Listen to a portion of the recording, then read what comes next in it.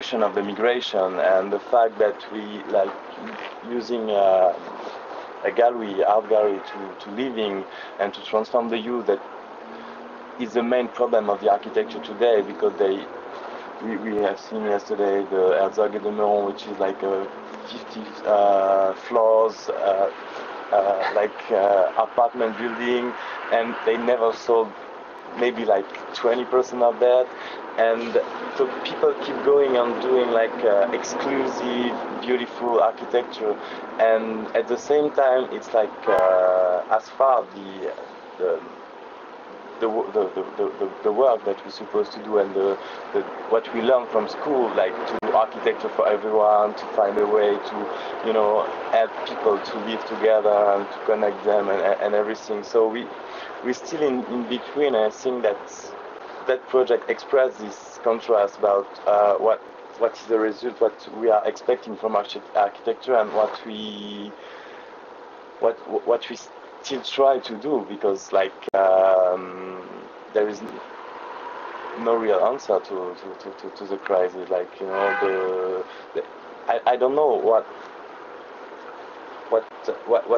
should do the people if all the money that the government give to bank, you know, and if you don't just give like as is doing the Grammy Bank in India, and you just give like a few amount of money to each people, maybe it's something else. And that was also the idea of the work in progress, to just share space. Like we start with like a few material that we were agreeing on, all of us on it, and then to see how they act with these little things, and create something else together.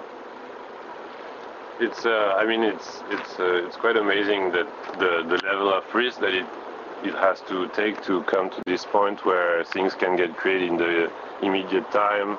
I mean you have a lot of background of different things, but then it comes to the point of making it, and nobody really knows where it's gonna go, and it's totally the opposite of perfect economical planning of a new development project, and right now there is no more of this money to do those big planning, and so it's really, there's a sort of new utopia, new micro-utopia that are under ongoing here, and I think it's very, very interesting. Yeah. But at the same time, I think it maybe needs a little of organization. Like, for example, if I have to do the same project again, I will like not involve all the people at the same time, at the same moment, but you know, just. But this like is one of the, I think at the same time, this is one of the fundamental traits of utopia, yes. is the kind of chaotic and totally kind of fragmentary. I mean, democracy is ultimately a pretty parliamentary system in some regards, like especially when it comes to architecture. That's true. The most parliamentary projects are the ones in which you get everybody and his dog involved, like the community board and the local community liaison, and then the mayor's office, and everybody comes together, and ultimately you need a strong, I think this is one of the things about architecture, is that the best architecture has usually, or I'd say almost always, been created by, in the context of autocracy, and often dictatorship actually. Which is a real paradox, because of course architects have also always dreamed of the opposite, of the kind of the socialist utopia of kind of like combining everybody's ideas into one dream, but which has almost never been realized, except I think in kind of I don't know if you go back to like European urbanism, which is kind of like a stratification of this, where there's not just the unification of lots of individual forces, but also the passage of a lot of time, leads to the kind of incredibly villages and towns of Europe. But there's the time component where it can never be like a single group of people who do something incredibly genius just on their own. That's true, and that's really what I felt during the week of the performance, because it started with like this kind of dream, yeah, and it came back to me like the feedback was really like how I can be a dictator at the same time, and that was really hard to me, like, because you get that, yeah, like it's the micro utopia, and then you behave like a monster at the end, and yeah, it was really hard to leave. So this is amazing. I mean, I think this is why ultimately I really consider this a super interesting experiment and ultimately a success, because we've really, I mean, this is a real experiment in progress. And that whole week was, which luckily is quite extensively documented, was really quite an amazing kind of process of like all sorts of forces colliding with each other, and a lot of things kind of dying along the way, but still, it was. I mean, ultimately, I really think this is more a performance piece than an installation.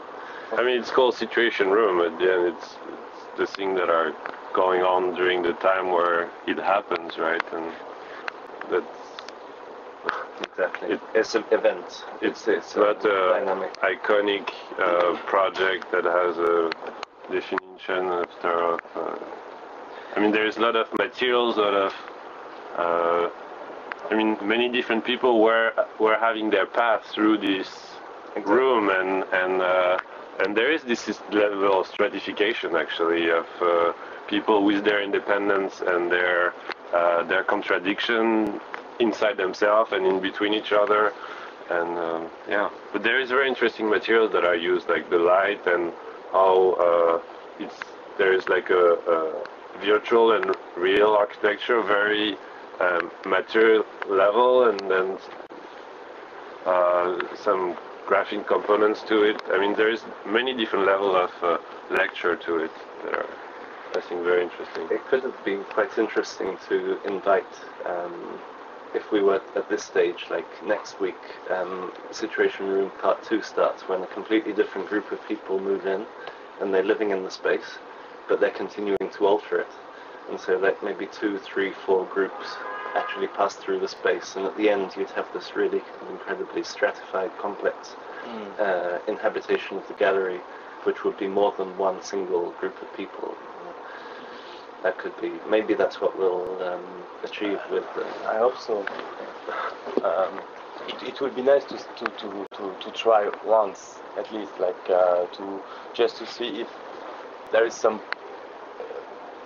possible evolution into that space, but yeah, maybe not somehow at the same time. So we'll see. Maybe we can have a closing party in which the demolition party. Well, not the demolition, but like another transformation. It's another transformation where, like, we have, I don't know, like this kind of space that we're in now really invites the idea of artist in residence. So maybe we could have like a group of artists in residence living here, and kind of completely reconfiguring the space for a final event, and then it closes and disappears. So like a symmetrical. Yes, would be nice. Would be nice. But we'll see who we can dig up. Okay. Well, thank you very much for all this. Thank you. That's it.